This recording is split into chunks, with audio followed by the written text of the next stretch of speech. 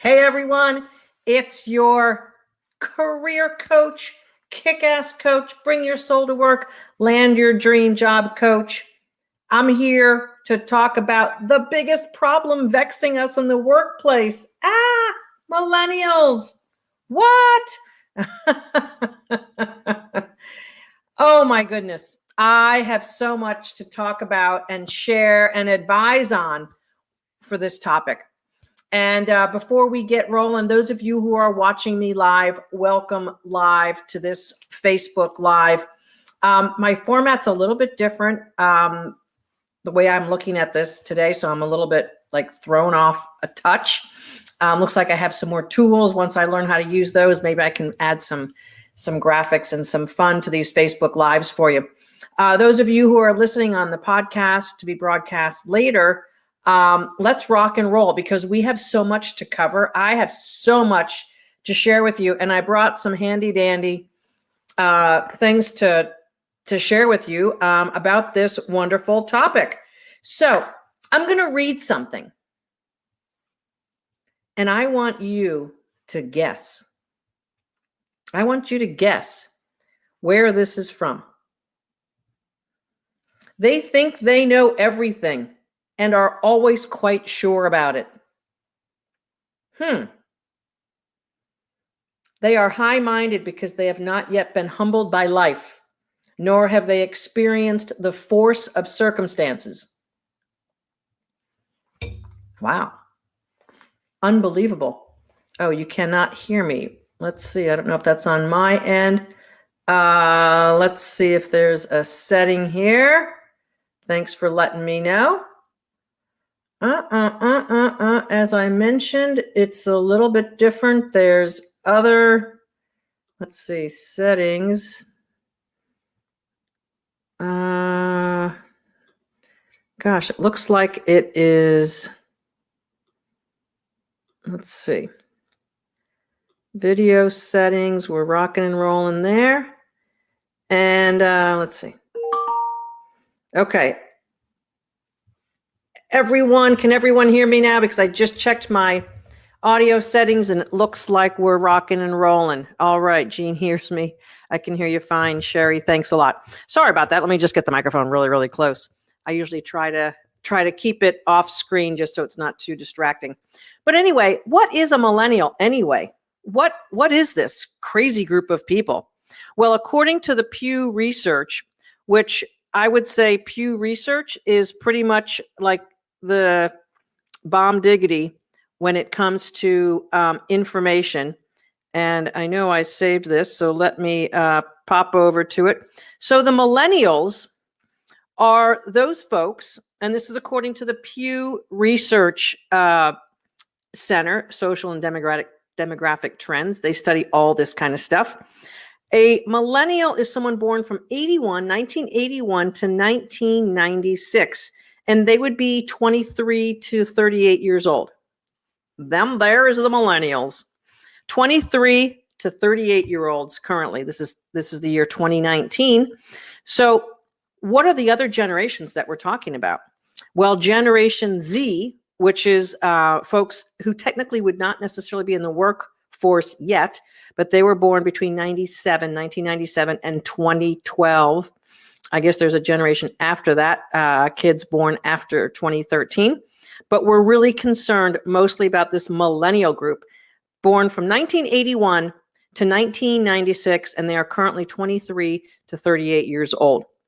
Generation X, the generation right before, was born from 1965 to 1980, and they would be 39 to 54 years old. The baby boomers, which I think have been made famous by so many trends in the past, born from 46 to 1964. If those of you who are listening on want to know, I'm technically a baby boomer, but I always considered myself a late boomer, and that's what they call folks who were really born in the 1960s.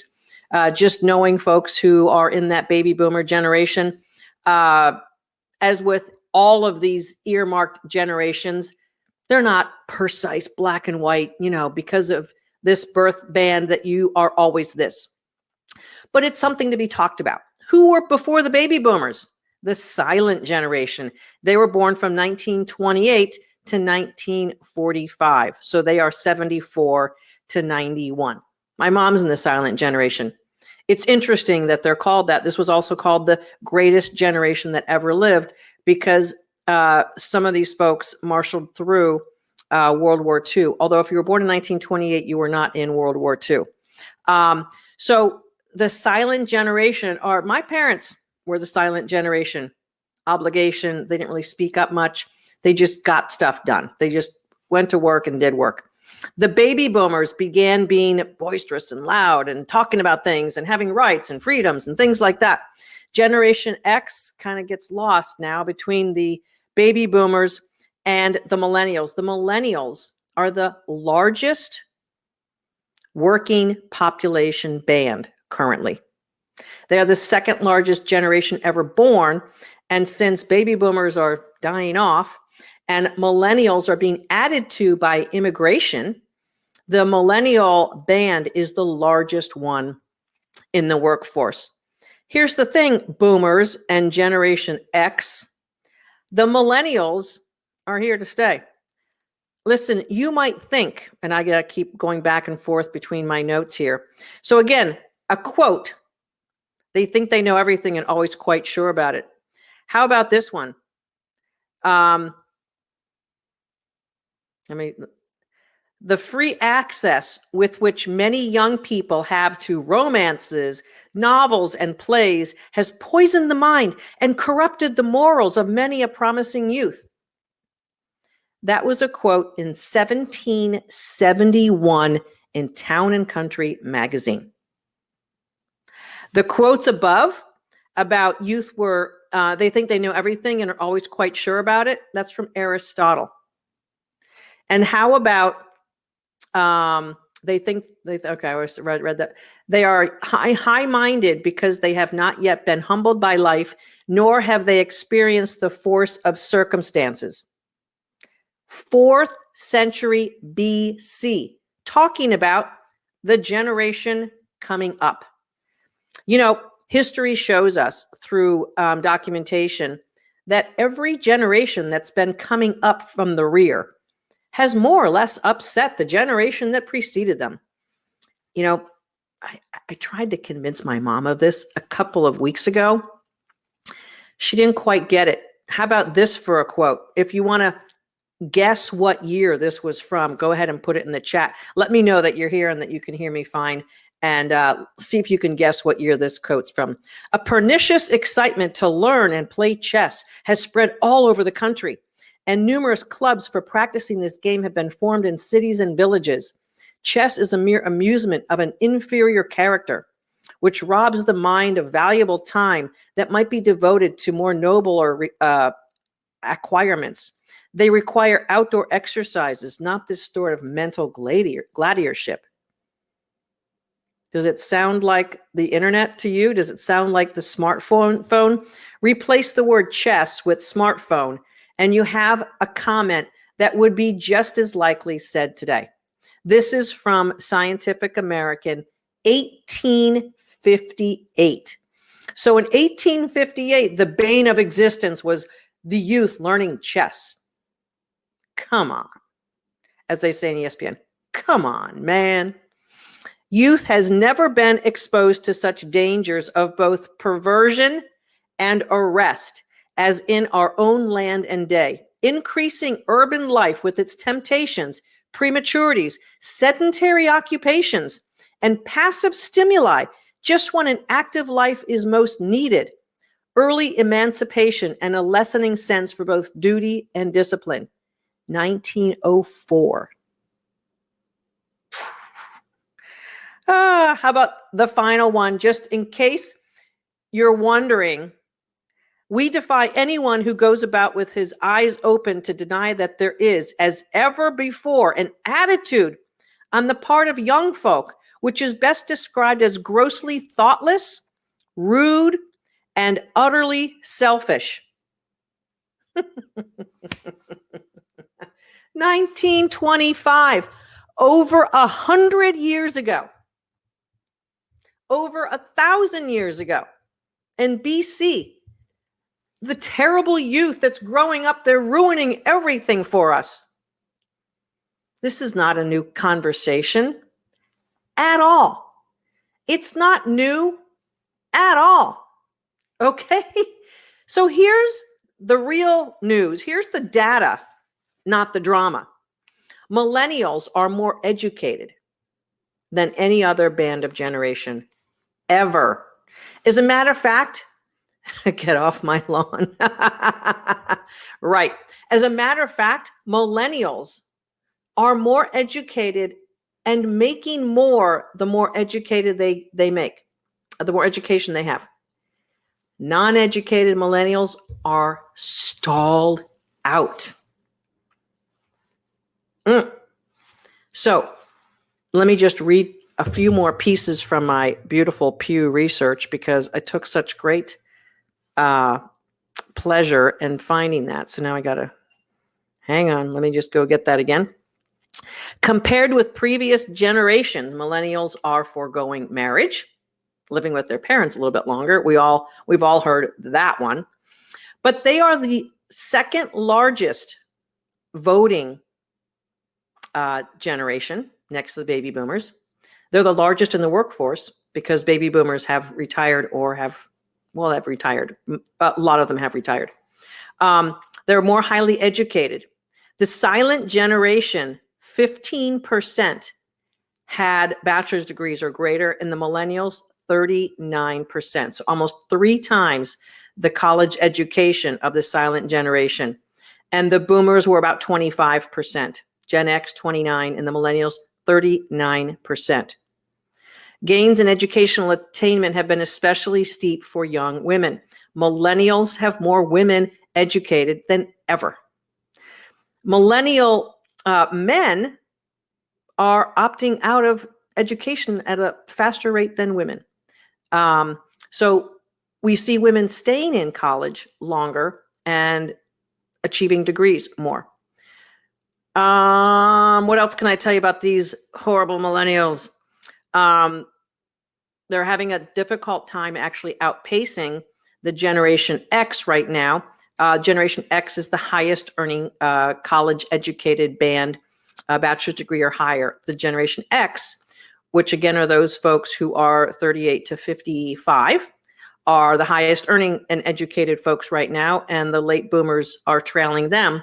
Again, as we get into the boomer generation, there's more retirees. Yes, all this information is US-based information. So millennials without a bachelor's degree are more likely to still be living with their parents. Yep, that's just part of what it is. Millennials are also moving significantly less than earlier generations of young adults. It's very common in the 20s and early 30s to have some mobility around getting a better job, getting that advancement, that promotion. Millennials are doing that less, and they are less likely to be married than previous generations at the same age. The silent generation was married 83% of the time at the ages of 25 to 37, and the millennials, less than half are married, 46%. Gen X, 57%, and the boomers around 65%. So the marriage rate has fallen. Incomes are up there. Education is far outpacing any other generation. And they're big voters. The projected population by generation, obviously we know that the silent generation has begun rapidly dying off, the boomers as well. And so Gen X and the millennials are projected to be a strong, big piece of the population going forward. So these millennials are not all that bad, and their attitudes or whatever it is that we're talking about with this cross-generational leadership and bringing cross-generational teams together. I'm now going to talk to you, Generation X and baby boomers. The millennials are not causing the problem. I know. You thought I was going to stand up for the older generations, didn't ya? One of the things I hear all the time on the Career Clarity calls that we book, my team and I take stock and share the things that we hear in common. And all the time, ageism. I'll tell you what ageism is. Ageism is closing your mind and closing your heart. That's what ageism looks like. I was coaching one of the women on a clarity call last week who that's what I really needed to do, because she was in a really bad way. And she thought that she was being locked out of the workforce at the age of 54. And to be honest with you, as I was with her, her attitude was what was aging her. And everything that came out of her mouth was they. So here's the thing. Anytime we are theying, we are in victim mode and we are shut down. I have, technically speaking, 4 millennials who work for me and one consultant on the side. I love millennials. Why do I love millennials? Because they tend to be interested, eager, helpful, thinking about things that aren't stuck. And you know what? I don't have to take all of their ideas, but I love them. I love the ideas. I love the can do.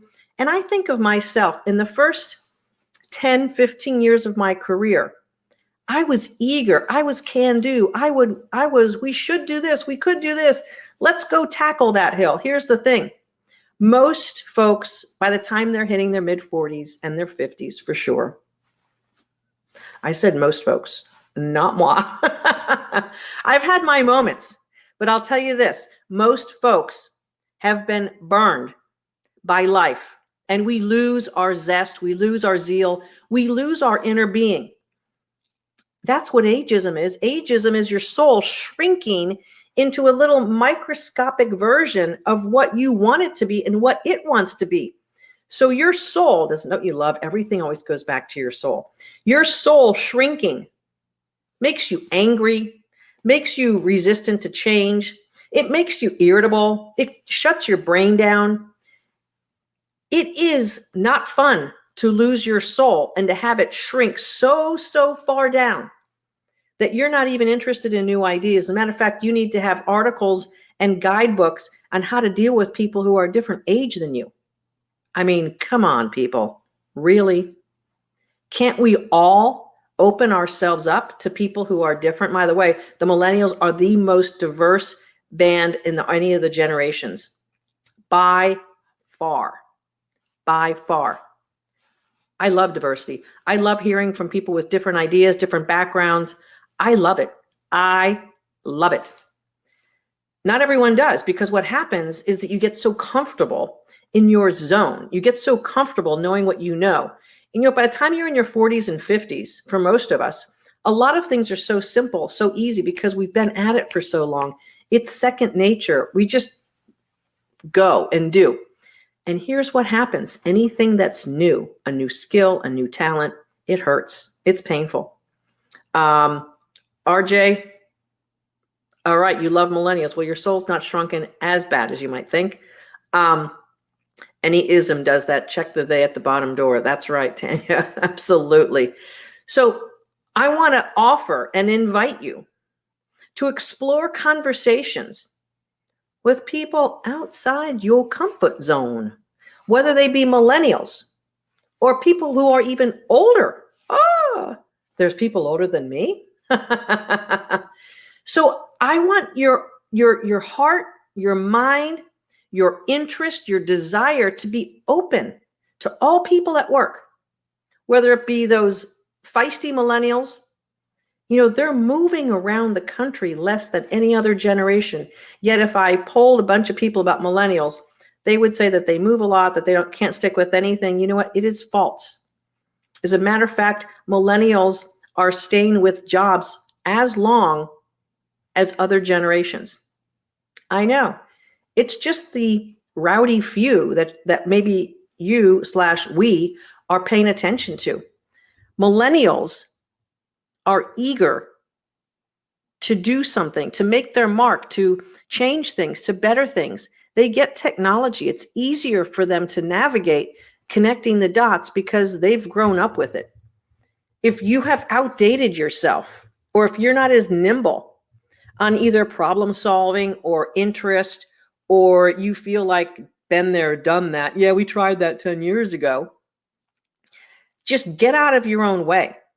Because if you have become hardened by bad luck, missteps, job trauma, things not working out, you getting yelled at or having toxic bosses, getting bounced out of a job and then not being able to recover from it, so you feel kind of hardened and you feel like you're a little bit washed up, that's on you. That is all on you. It is. If your career is not performing for you, it's not because of the millennials. It's because of one thing only. The woman in the mirror. Yep. The millennials are not the problem. As a matter of fact, they are indeed probably the answer. You know, every generation has kind of screwed up on some things or left behind certain things or not paid attention. We could certainly run the list. So millennials come with fresh faces, new ideas, interest.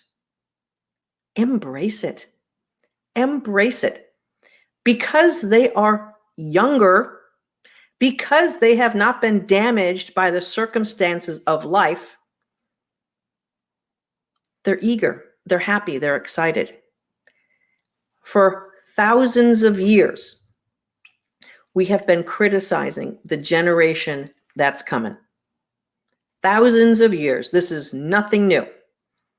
And indeed, what has happened is that the planet has gotten better. Every generation that has been feared by the generation before them has made things better. We have less poverty on the planet. We have less crime. We have access to water, clean water and plumbing more on this planet than we've ever had. Why? Because generations have continued to focus on making this a better place. Do we continue to have problems on this planet? Of course. But if you look at the real data, not the drama, you'll see that we are advancing in ways that would defy your imagination. Poverty has been cut in half on this planet in the past 15 years.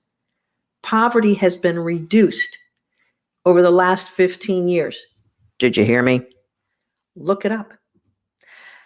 There are so many wonderful, beautiful signs that humanity is expanding, getting more loving, better, smarter. Look at all the technology around us. I was test driving a friend's car this weekend, of a car I'm planning on getting. It was the Tesla Model 3. I'm going to tell you something. There is a world of difference between driving that car and driving a clunky gas guzzling combustion engine. Not even the same experience. I would suggest that when you feel critical of something that you don't know, or someone you don't know, or a topic, don't go by the drama. Go check it out. Go look up millennial.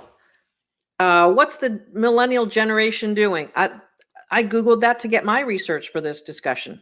Although I had a hunch because I'd looked at it before and actually gave some leadership talks about those feisty millennials when I was actually in corporate America as an executive, because we needed to calm down the things that were happening. I was an executive over a lot of healthcare providers around the country. And boy, oh boy, what we would hear from the older physicians. You know, these young doctors, they just don't work as hard. You know, they just don't want to put in the hours. It's really tough to manage them. They have a mind of their own. They don't know how to work hard. On and on. Okay, leader, what are you doing about that? Possibly they're not inspired by you. So, all problems that you pinpoint in someone else or in something else, or this is wrong with this, or this is not working, or people don't, whatever. Again, anytime you're using the word they in any shape of the word, you got to check yourself out first, and then check out the facts, and then open your heart and open your mind, because it's not quite what the fear brain wants to bring in. The fear brain does not want to bring this reality of the world getting better in, because it is built for survivors. The fear brain is our primitive instincts to protect ourselves. Protect. This means this. This means this. This means this. Get out of here, foe. Your primitive nature is not helping you right now in this expansive, beautiful human experience we're having now as humanity has expanded. There's little reason for you to fight your foe. There's little reason for you to freeze. There's little reason for you to contract in the world or to fight against. There's situations that may call for that, but what is really going on is that your primitive brain is causing circuitry to go berserk. I don't know about that, therefore it's dangerous. I don't know that person, therefore they're dangerous. I don't understand that, therefore it's dangerous. Your primitive brain is causing all sorts of problems for you. And what you have to do is transcend your primitive brain, become an enlightened observer of the world, and you need to be in your soul's highest level of vibrational, inner, divine self and navigate the world from that place. And I'm calling you out to do that because the rest of this planet needs more enlightened warriors on this planet, and not people in fear, not people drowning in overwhelm because they're listening to all the drama. You know, you can get your nervous system all sorts of out of whack by paying attention to the drama, by reacting to the news, to gossip. And here's the other thing, human beings. Here's the other thing, humans. We love connecting on gossip and what's wrong. It allows us to feel that we have common bonds with people. Did you hear this? Did you hear that? Did you hear this? Did you hear that? Sally's doing this. Did you hear what's happening? Did you hear the company this? Did you hear what's going on there? Did you hear about that? Did you hear about that? Did you see the news? Oh my God. We love connecting with people on what's wrong. It gives us that instant connection, whereas maybe we might actually be compelled to want to connect actually on a deeper human level and be somewhat vulnerable. But we love connecting on problems and drama and gossip and what's wrong with the world. Just watch. 99% of the news programs are all about the viewers connecting with the drama of the day. Years ago, I stopped watching regular news and I no longer turn on a morning show. I know all the morning shows are going to be like, what? Because I did not want to start my day with the drama of the world. I wasn't running the United Nations, so I figured I didn't need to know all of that. And I figured just being on my phone and kind of doing stuff on the internet, I was going to find out the big news. And I didn't need to hear paragraph after paragraph of the same problem and drill down into it. My brain would get so crazy. And then I would go to work after that. No, thank you. Talk about a nerve-wracking sandwich. Woo, no. So this whole millennial problem is just like any other problem that we want to glom onto because it allows us to take ourselves off the hook. So I'm giving you permission this week to get yourself on the hook. Put yourself in the driver's seat of who you are, what your career and life is all about, and how you conduct yourself, not what they are doing to you. It'll shift everything for you. Now, it might be relatively impossible for you to make that shift. For most people, they just can't make that shift and it doesn't work for them because the conditioning and all of the preventing of our primitive nature is shutting that down. Well, I can't take responsibility. People won't hire me. If I am responsible. No, I'm applying for jobs. No, you're not being responsible. If you're not getting hired, and if you have an education, experience, and expertise, you should be getting hired. It's a pretty open job market. There's lots of jobs. Unemployment rate is super low. Matter of fact, it is like 1% for educated people. So if you've got an education and you're having trouble advancing your career, you got a poverty issue. Either poverty of the soul, poverty of the mind, poverty of conditioning. It's a serious problem because it can cost you hundreds of thousands of dollars over your career. We're not talking about this, the cost of a candy bar. I mean, when you aren't right, when you aren't vibing in your highest self, you are costing yourself huge sums of money. Forget the happiness and joy in life. You're costing that too, and you're probably going to get diseases faster. But it is the biggest sin that you can make in life is to shut your soul down. Millennials are not your problem. They are probably your solution. If you work for a smart millennial, you might go further than if you work for someone who's washed up, haggard, tired, irritable, closed off, protecting their ass, and doesn't want to do anything more in their corporate job because they're afraid of getting fired, laid off, etc. So they're like in protection mode. You don't want to work for someone like that. You want to work for someone who's ambitious and hungry and eager for more and pointing in the direction. You want to go. You don't want to be held back. The number one reason why women book clarity calls with us is because their career is going nowhere. And one of the top reasons is because of their boss or bosses. If that's your problem, you got to make a move. But don't quit, because that's not really like that smart, not that advisable.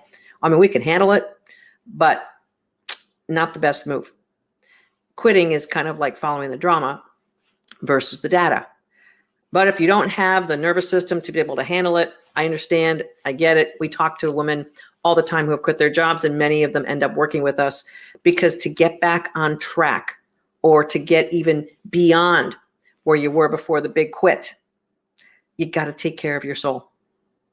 So for this week, give yourself the absolute commitment not to judge others and to take responsibility for your path, regardless of what might seem like it's in the way. Because I'm telling you, the only thing that's in the way of your success at the next level, it's the face you're looking at when you brush your teeth.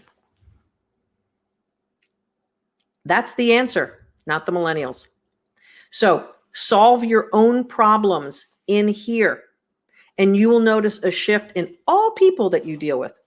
If you don't know how to do that, I understand. A lot of women we work with, matter of fact, all of them, haven't been able to do that either. I hired my first coach nearly 20 years ago now. February of 2000, I hired my first coach because I was banging my head up against the same problem. And I decided I need someone who was going to be able to see the world differently than me because it wasn't working for me. And at the time, I was making like $150,000 a year.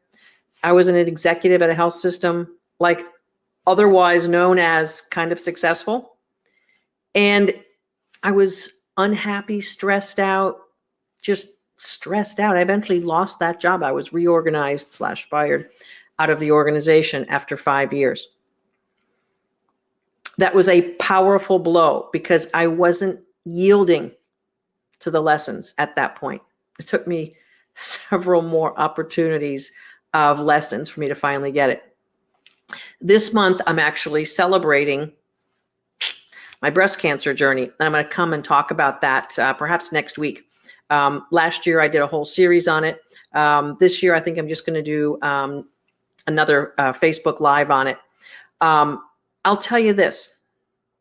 When you're brought to your knees, you almost have no choice but to do some deep self-reflection and take responsibility. Because you realize when you go through something like that, there is no one who's going to take it for you.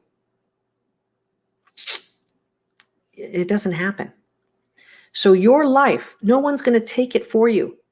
No one's going to say, hey, get out of the way. I'll drive your life for you for a while. And if you let people convince you they're going to do that, you are going for their ride, not yours. So this week, commit to taking greater responsibility for who you are and what you're all about. Make some changes there. And number 2, stop judging others. Stop judging things you don't know. Look into it. Take away data, not drama. And there is only one true foe in this world, and it's the woman in the mirror. Make her your best friend. Get really snuggly with her. And she will open her heart, open her soul, and open her mind to helping lead a better life for you.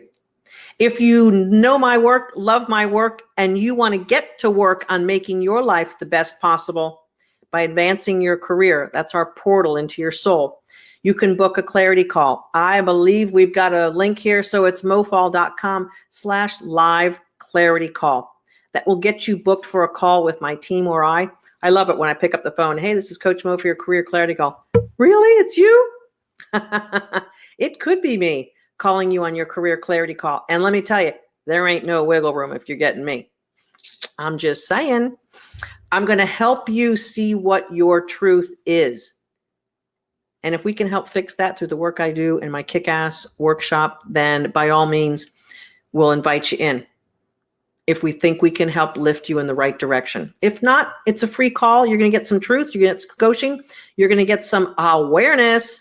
And that's worth a lot more than the price of the call, which is free.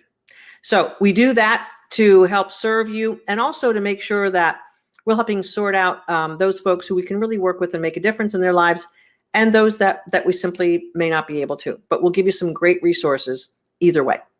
All right, ladies, and if there's any gentlemen, so yes, MO does stand for momentum. It stands for movement. It stands for motivation. It stands for Mo money. That's what you want in your career, because that equals, say it out loud, freedom. All right, we'll see you next time. I'm going to be popping into either this Facebook group or my Bring Your Soul to Work Facebook group. Krista, if you could post the link for the Bring Your Soul to Work Facebook group. It's a closed group, and I can actually interact in that Facebook group and talk to you a little bit better than on this page. So I'm going to do another millennial topic this week. I have to figure out kind of where I can fit that in. So I'm going to do that, just kind of like stay alert, put your notifications on, and I'll be back at you on this very, very interesting topic. Tracy, nice to see you. Paige, nice to see you. Debbie Grant in the house. Jean, nice to see you. Veronica, Amy, who else we got here? RJ, nice to see you. I don't think I've seen you before. At least you haven't commented. Got it going on. Hopefully I've answered people's questions, and nice to see everyone. Michelle, great to see you. Paula, as always, awesome to see you. Karen, nice to see you. Julie Gordon, nice to see you. And Jackie, Sherry, Shira, nice to see you. Miliana, as always, and Tanya, and I think Amy, Beth, and I think I got most of you. Thanks so much for joining me live. This is Coach Mo. Book your clarity call if you want to really get to work and take responsibility for your career. There's only one person who can do that, and it's you, not those millennials. Book it at mofall.com/live clarity call. We'll see you next time. Stay tuned, because there's always inspiration around the corner when you follow Coach Mo. And if you haven't listened to my radio show on Unity Radio, check it out. If you're on my email list, you're going to get the reminders every Thursday, 12 noon Eastern. I talk live and I accept your phone calls. So feel free to take advantage of that. We'll see you next time. This is Coach Mo everywhere on the internet at Coach Mo Fall or mofall.com. Book your clarity call if you haven't already done so. See